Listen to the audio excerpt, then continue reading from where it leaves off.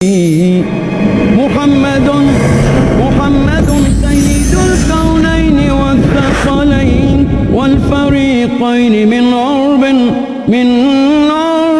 ومن عجم هو الحبيب الذي ترجى شفاعته هو الحبيب. السلام علیکم ورحمۃ اللہ وبرکاتہ. الحمد للہ رب العالمین وصلی اللہ وسلم علی نبینا محمد وعلی آلہ وصحبہ اجمعین ومن تبعہ بإحسان الی یوم الدین، اما بعد. محترم ناظرین، رسول اکرم صلی اللہ علیہ وسلم اللہ تعالیٰ کی طرف سے آخری نبی کے طور پر ساری دنیا کے لیے پیغام رحمت لے کر نمودار ہوئے. آپ کی تشریف آوری ہر جگہ کے لیے باعث خیر و برکت ثابت ہوئی. آپ کی تشریف آوری کے باعث دنیا امن و امان کا گہوارہ بنی. آپ کی آمد کی برکت سے دنیا جگمگا اٹھی. اگر آج ہم چاہیں کہ دنیا سے فتنہ، فساد، لڑائی جھگڑے، اختلافات، مار دھاڑ اس کو کم کیا جائے تو پھر سے ہمیں رسول اللہ صلی اللہ علیہ وسلم کی طرف ہی لوٹنا ہوگا، کیونکہ کل اس معاشرے اور کلچر کے اندر جو پرابلمز تھے، جو بیماریاں وہاں پائی جاتی تھیں، اور جس طریقے سے رسول اکرم صلی اللہ علیہ وسلم کی نورانی تعلیمات کی برکت سے اس معاشرے میں امن، سکون، اطمینان پیدا ہوا، اسی طرح اگر آج ہم چاہیں کہ آج کے دور میں سکون، امن، پیس یہ چیزیں دکھائی دیں تو پھر اس کا علاج بھی وہی ہے جو کل کے لوگوں کا تھا. کیونکہ کل کے لوگ بھی اگر جزیرہ عربیہ کے لوگ امن و امان اور سکون اور آرام کی زندگی گزارنے لگے تو اس کی بنیادی وجہ رسول اللہ صلی اللہ علیہ وسلم کی تعلیمات تھی، اور اگر اس پر عمل کرتے رہیں گے خیر و برکت کے وہ مستحق ہوں گے. عمل کرنا چھوڑ دیں گے تو کوئی چیز ان کے لیے خیر و برکت کا باعث نہیں بن سکتی. اس لیے رسول اللہ صلی اللہ علیہ وسلم کے اقوال، اعمال اور آپ کے افعال کو اپنی جگہ پر محفوظ رکھیں، سمجھیں اور اس کے مطابق زندگی بسر کریں. اللہ تعالیٰ نے ہمیں اس طرح کا اللہ نے انتظام فرمایا کہ اپنے آخری نبی صلی اللہ علیہ وسلم کی تعلیمات اطمینان اور امن کے ساتھ، سکون کے ساتھ ہم تک پہنچیں. احادیث کی کتابیں اس کا ایک بہترین ذریعہ ہیں. اللہ تعالیٰ نے اپنے نبی کے اقوال، اعمال اور آپ کی سیرت طیبہ کو محفوظ کرنے کے لیے صحابہ، تابعین، محدثین ان کو ایسے تیار کیا کہ انہوں نے نبی کریم صلی اللہ علیہ وسلم کی کوئی ادا، کوئی سنت، کوئی بات، کسی چیز کو انہوں نے نظر انداز نہیں کیا. جیسے بعض لوگ کہتے ہیں یہ چھوٹی سنت ہے، یہ بڑی سنت ہے، یہ مائنر ایشوز ہیں، یہ میجر ایشوز ہیں. یہ نہیں تھا صحابہ کرام کا انداز. صحابہ کرام کا انداز یہ تھا کہ کہنے والا کون ہے، حکم کس کا دیا جا رہا ہے، اور اسی کے مطابق وہ عمل کیا کرتے تھے. یہی ہمارا بھی انداز ہونا چاہیے، یہی ہمارا بھی طریقہ ہونا چاہیے. اس لیے کوشش کیجئے کہ قرآن و سنت کو سمجھیے، قرآن و سنت کو اپنی زندگی میں نافذ کیجئے، تاکہ واقعی معلوم ہو کہ ہم نبی کریم صلی اللہ علیہ وسلم کے قدردان ہیں. ہم آپ کے بتائے ہوئے طریقے کے مطابق زندگی بسر کر رہے ہیں. ہم نے کوشش کی اس پروگرام کے ذریعے سے کہ نبی کریم صلی اللہ علیہ وسلم کے پاکیزہ اقوال، اعمال اور اس کا ریکارڈ آپ تک پہنچایا جائے.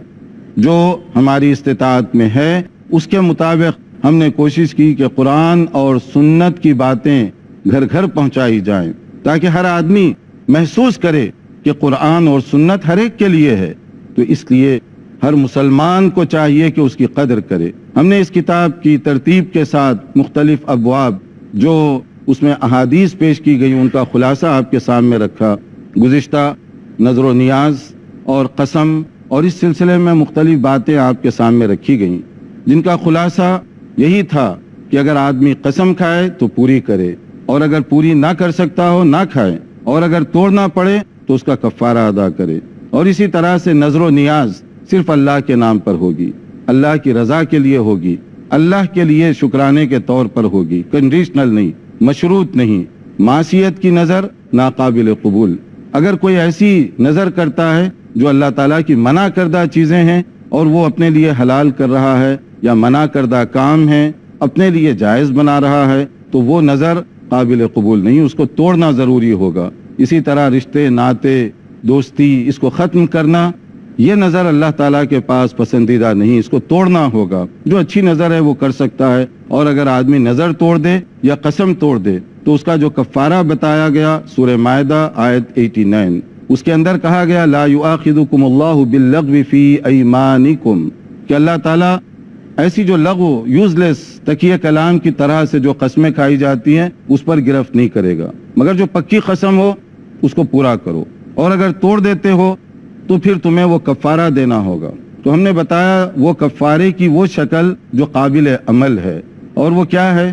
یا تو 10 مسکینوں کو کھانا کھلائیں، یا 10 مسکینوں کو کپڑا پہنائیں، یا 3 دن روزے رکھیں۔ اس میں ایک اور چیز ہے غلام کو آزاد کرنے کی بھی، لیکن غلام کو آزاد کرنا اس وقت ہوتا ہے جب غلامی کا دور ہو یا آپ کے پاس غلام ہو۔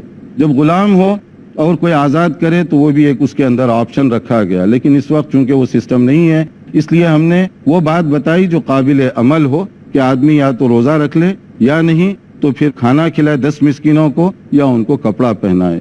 نظر و نیاز کے بارے میں یہی بات ہے، اگر کوئی نظر توڑ دیتا ہے تو اس کے لیے بھی یہی کفارہ رکھا گیا۔ مگر اس میں کچھ سوالات ہمارے رہ گئے تھے، تو ہم چاہیں گے کہ آئندہ جو ہمارا سبجیکٹ ہے وہ شروع ہونے سے پہلے اس کو مکمل کر لیا جائے، تاکہ ہم نئے عنوان میں داخل ہو سکیں۔ اگر آپ کا کوئی مسئلہ ہو تو جی۔ السلام علیکم۔ وعلیکم السلام۔ اگر کوئی شخص چاہتا ہے کہ اس کا کام ہو جائے اور وہ نظر بھی نہیں مانتا تو پھر اس کے لیے کیا آپشن نہیں جاتا؟ کیونکہ نظر شرط ہے، شرط حرام ہے۔ نظر اس طرح کی شرط نہیں ہے جو عام طور پہ حرام جس کو کہیں، شریعت اس کو حرام نہیں کہہ رہی، پسندیدہ نہیں ہے، کیونکہ آپ نظر کرتے ہیں تو ایک طرح سے آپ شرط رکھتے ہیں اللہ تعالیٰ کے ساتھ کہ اگر یہ کام ہوا تو یا اللہ تیرے لیے میں یہ کام کر دوں گا، یہ صدقہ دے دوں گا، یا یہ نیکی کر دوں گا، اور اگر کام نہ ہوا وہ بھی اللہ ہی کے فیصلے سے تو پھر آپ وہ نہیں کرتے۔ تو یہ ایمان اور اہل ایمان کے جو تقوی اور پرہیزگاری کی جو بات ہے ان لوگوں کی یہ عادات کے خلاف ہے، تو اس لیے اس کو تھوڑا سا الگ اینگل میں دیکھنے کی ضرورت ہے۔ اس کے لیے آپشن کیا رہ جاتا ہے اگر وہ نظر بھی نہیں مانتا ہے؟ دعا ہے، دعا ہے، سب سے بڑا آپشن تو دعا ہے۔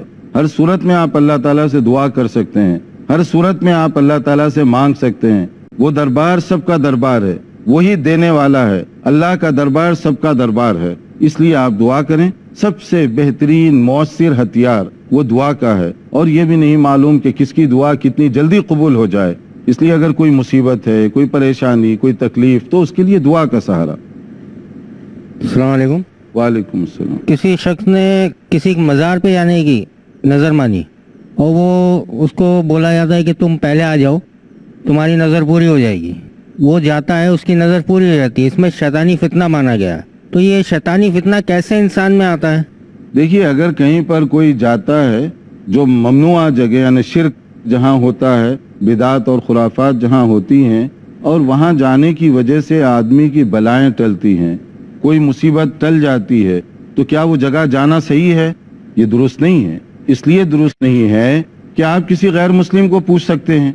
مثلا ایک آدمی مندر جاتا ہے اور وہ کہتا ہے میری یہاں سے جو ہے بلائیں دور ہوتی ہیں، یا مجھے یہ نفع ہوا اس لیے میں جاتا ہوں، یا اسی طرح کوئی آدمی اور کسی جگہ جاتا ہے، وہ بھی یہی جواب دے گا کہ یہاں میں اس لیے جاتا ہوں کہ اس کی وجہ سے مجھے یہ فائدے حاصل ہوئے۔ تو یہ فائدے ہو سکتا اس کو حاصل ہوئے ہوں، یا مصیبت ٹلی ہوئی ہو، لیکن کبھی کبھار ایسے بھی ہوتا ہے کہ یہ بھی ایک آزمائش کا ذریعہ ہے۔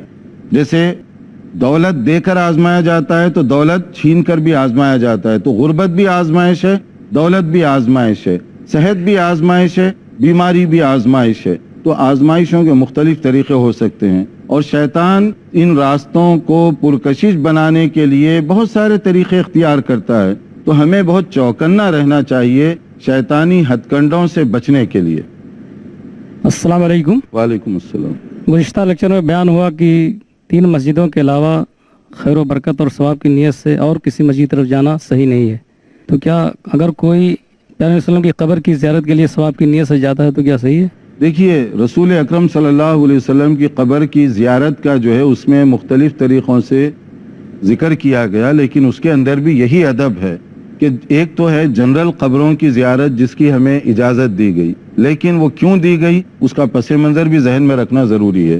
نبی کریم صلی اللہ علیہ وسلم نے جو ارشاد فرمایا کنت نہیتکم عن زیارت القبور فزوروها فإنها تذکرکم الآخرہ وتزہد فی الدنیا، کہ پہلے شروع میں قبروں کی زیارت سے بھی منع کر دیا گیا تھا، پہلا حکم، بعد میں آپ نے اجازت دی لیکن کنڈیشنل اجازت، اور وہ کنڈیشن کیا تھی کہ مثلا آپ جائیں تو ایک تو یہ ہے کہ ان کے لیے دعا کریں، ان سے مانگے نہیں، ان کے لیے دعا کریں، اور دوسرا اپنے لیے عبرت اور سبق حاصل کریں، کیونکہ قبرستان کی زیارت، قبر کی زیارت، اس کی وجہ سے کبھی کبھی آدمی کا دل نرم پڑتا ہے۔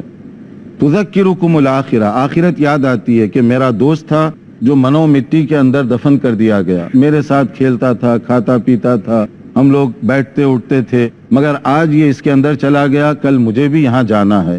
تو اگر کوئی آدمی اس طرح سوچے تو وہ جو قبر ہے اس کے لیے آخرت کو یاد دلانے کا ذریعہ بن جائے گی، تذکیر۔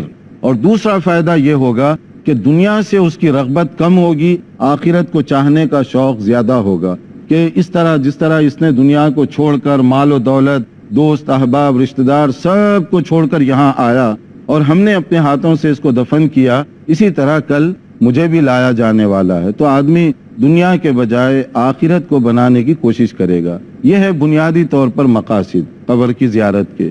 اگر کوئی آدمی رسول اللہ صلی اللہ علیہ وسلم کی قبر پر بھی جائے تو وہاں پر بھی یہی اصول ہے، وہاں پر بھی یہی ادب بتایا گیا۔ اس لیے صحابہ کرام رضوان اللہ علیہم اجمعین وہاں جاتے تو نبی صلی اللہ علیہ وسلم سے مانگتے نہیں تھے، بلکہ وہاں پر جو آداب ہیں وہ بھی اسی طرح کے ہیں۔ نبی کے لیے رحمت، نبی کے لیے دعا کی جاتی ہے، نبی کے درجات کی بلندی کے لیے دعا کی جاتی ہے اللہ تعالیٰ سے، کہ اللہ تعالیٰ سے ہم مانگتے ہیں کہ نبی صلی اللہ علیہ وسلم کے لیے درجات کو بلند کرے۔ تو اس لیے اگر کوئی مسجد نبوی جائے اور وہاں پر جیسے تحیت المسجد ہے یا نماز کا وقت ہو گیا نماز ادا کر لے، اس کے بعد وہ وزٹ کرتا ہے قبر کی، تو یہ بالکل مسنون ہے۔ صحابہ کرام اس طرح کرتے، جیسے حضرت عبداللہ ابن عمر رضی اللہ عنہما کبھی سفر سے باہر آتے تھے تو اسی طرح سے وزٹ کر کے وہ چلے جایا کرتے تھے۔ یہ انداز ہونا چاہیے۔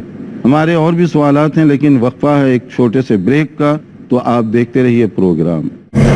سيد الكونين والثقلين۔ ناظرین، وقفے سے پہلے ہم نظر و نیاز اور اس سے متعلقہ امور کے بارے میں کچھ سوالات لے رہے تھے تاکہ لوگوں کی زیادہ سے زیادہ تسلی اور تشفی ہو سکے، اور ان سب چیزوں کا خلاصہ یہی ہم یہ کہنا چاہتے ہیں کہ آپ کلچر سے زیادہ، آپ سنی سنائی باتوں سے زیادہ شریعت کو دیکھیے۔ شریعت کیا کہہ رہی ہے، مجھے مت دیکھیے میں کیا کہتا ہوں، مولوی کو مت دیکھیے وہ کیا حکم دے رہا ہے، پیر کی طرف مت دیکھیے، شیخ کی طرف مت دیکھیے، مرشد کی طرف مت دیکھیے، دیکھیے اللہ کے کلام کی طرف۔ میں غلط ہو سکتا ہوں، صحیح بھی ہو سکتا ہوں، لیکن اللہ تعالیٰ نے مجھے معیار نہیں بنایا کہ آپ مجھے دیکھ کر فالو کریں۔ آپ دیکھیے قرآن کیا حکم دیتا ہے، آپ دیکھیے کسی بھی مسئلے میں رسول اللہ صلی اللہ علیہ وسلم کا طریقہ کیا تھا۔ صحابہ کرام رضوان اللہ علیہم اجمعین جو دین کو سب سے زیادہ سمجھنے والے تھے، براہ راست فیض یافتگان رسول، براہ راست نبی کریم صلی اللہ علیہ وسلم کے اسٹوڈنٹس، آپ دیکھیے وہاں کیا انداز تھا۔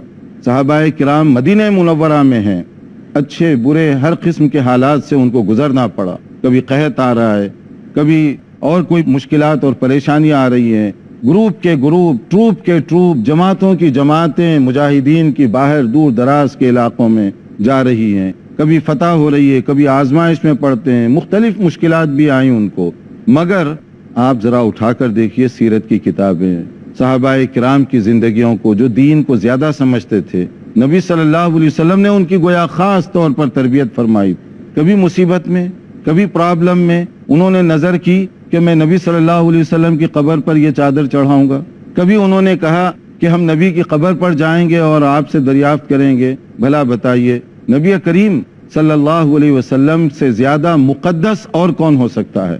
آپ کا درجہ اتنا بلند، اتنا اعلیٰ کہ آپ سے مقدس محترم انسانوں میں نہ کوئی پیدا ہوا، نہ قیامت تک کوئی پیدا ہو سکتا ہے۔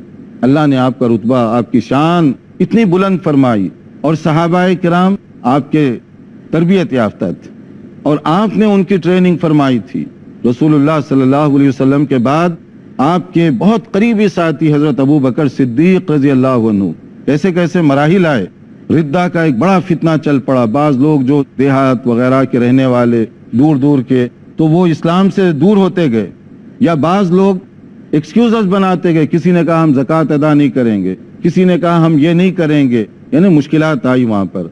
लेकिन हज़रत अबू बकर सिद्दीक़ रज़ी अल्लाह अन्हु, जिनकी ख़ास तरबियत हुई थी, जो बहुत ज़्यादा वक्त सोहबत रसूल सल्लल्लाहु अलैहि वसल्लम में गुजारे थे, कभी उन्होंने कब्र का इस मकसद के लिए विजिट किया हो, कब्र की ज़ियारत इस मकसद के लिए की हो कि ये मुश्किलात में नबी से मशवरा कर लेंगे, या कभी उन्होंने ये काम किया कि चलो चल कर हम नबी सल्लल्लाहु अलैहि वसल्लम से कहेंगे कि इन मुश्किलात को हल फरमा दीजिए, क्योंकि इधर मुर्तद्दीन का फितना जन्म ले रहा है, मानीन ज़कात का फितना जन्म ले रहा है, उधर सरहदों की हिफाजत के मसाइल हैं, तो क्यों ना हम नबी सल्लल्लाहु अलैहि वसल्लम से मदद लें। हज़रत अबू बकर ने ऐसे नहीं किया।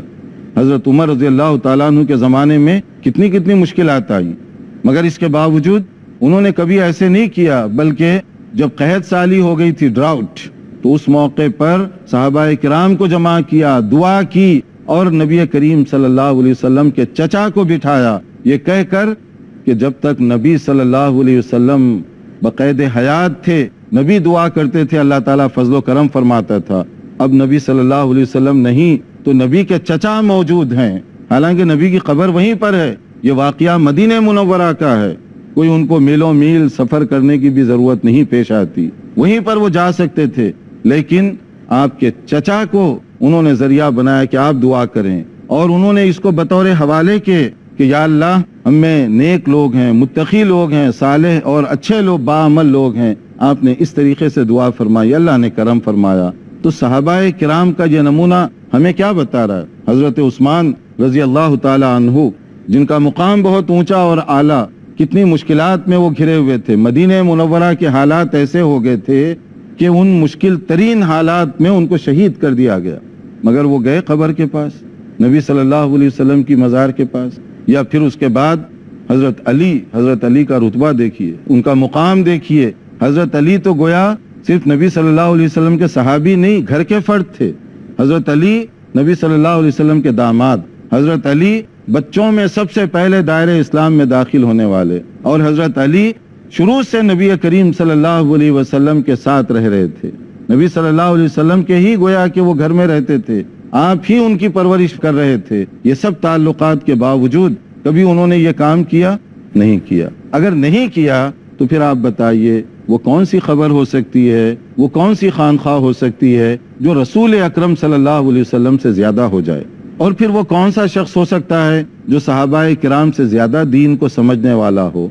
तो इसमें सिर्फ समझने की बात है। बाज औकात बाज चीजों को समझने में कभी कभी उलझन सी पेश आती है, लेकिन अगर आप हकीकत पसंद बने, आंखें खुली रखें, कुरान और सुन्नत के साथ अपने राबिते को मजबूत करें, तो अल्लाह ताला आपको भी समझ अता फरमाएगा, आप भी दीन को समझ सकते हैं। इसलिए हम एक नहीं बार बार कहते हैं कि इस टीवी के जरिए से मुख्तलिफ उलमाए किराम जो अपने ख्यालात का इजहार कर रहे हैं, आप उनकी तरफ देखने के बजाय, हम ये नहीं कहते वो फाइनल अथॉरिटी हैं, अगर आप उनकी तरफ देखकर कोई चीज आपको समझ में ना आ रही हो, कंफ्यूजन हो, तो आपके लिए जरूरी है कि आप कुरान और सुन्नत की तरफ देखें। और मेरे लिए जरूरी है कि अगर कोई मेरी किसी गलती की रहनुमाई करता है तो मैं शुक्रिया के साथ उसको कबूल करने तैयार हूँ, इसलिए कि दीन हम सब के लिए है, और दीन किसी शख्सियत के अंदर नहीं रखा हुआ है कि फलां साहब ने जो कह दिया शायद वही दीन की बात हो। नहीं, मेयार कुरान और सुन्नत है,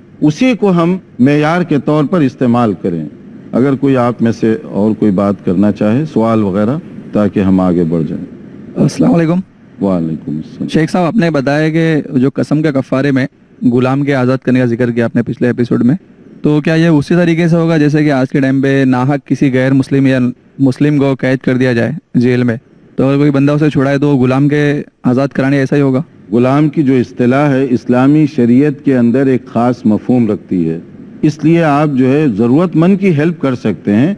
वो ज़रूरतमंद की हेल्प में आएगा, मोहताज की हेल्प में आएगा, और उसको कुरान मजीद में, हदीस में अप्रिशिएट किया गया है। लेकिन एक आदमी कैद में हो तो उसको इक्वल टू गुलाम करार देना ये दुरुस्त नहीं होगा। गुलाम का अपना एक कंसेप्ट है, उसका एक मुस्तकिल चैप्टर अभी आने वाला है इंशाअल्लाह ताला। हम उसमें कोशिश करेंगे कि उसमें बताएं कि اسلامی تعلیمات کی روشنی میں غلام کسے کہا جاتا ہے، اس کا اپنا ایک کنسپٹ ہے، لیکن جو لوگوں کو ناحق جیلوں میں رکھا گیا ان کی مدد کرنا عین اسلامی تعلیمات ہے. ان کی مدد کرنا یہ صدقہ اور خیرات اور ان کے ساتھ ہیلپ کرنے کے زمرے میں آتا ہے. مسلم ہو یا نان مسلم ہو، دونوں وہ بھی مصیبت زدہ ہو. ایک بھوکا اگر جا رہا ہو تو یہ مت دیکھیے کہ وہ مسلمان ہے یا غیر مسلم ہے، بھوکا ہے آپ اس کی مدد کیجئے. ایک آدمی جس کے جسم پر کپڑے نہ ہو آپ اس کو کپڑا پہنائیے، اگر یہ معلوم بھی ہے کہ وہ غیر مسلم ہے پھر بھی آپ اس کو کپڑا لے کر دیجئے، کیونکہ اسلامی تعلیمات ہمیں یہ سبق پڑھاتی ہیں کہ آپ بھوکے کو کھانا کھلائیے.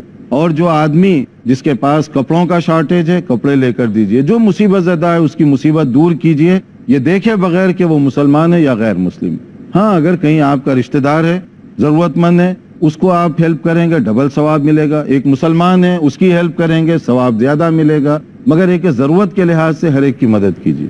السلام علیکم. وعلیکم السلام. شیخ، ہمارے معاشرے میں ایسا دیکھا جاتا ہے کہ کچھ لوگ ہیں جو کہ اللہ کے نام پہ مانگتے ہیں کہ اللہ کے نام پر یہ دے دیجئے وہ دے دیجئے، تو یہ اللہ کے نام پر مانگنا کہاں تک درست ہے؟ مانگنا پہلے ٹھیک ہے، یہ پوچھئے آپ کہ مانگنا ٹھیک ہے یا نہیں، تو اس کے بعد سیکنڈ کوسچن ہوگا کہ کس کے نام پر مانگیں گے. سوال کرنے کو اسلام نے پسند نہیں فرمایا. بھیک مانگنا، بیگنگ، یہ اسلام میں سخت معیوب ہے، ناپسندیدہ ہے.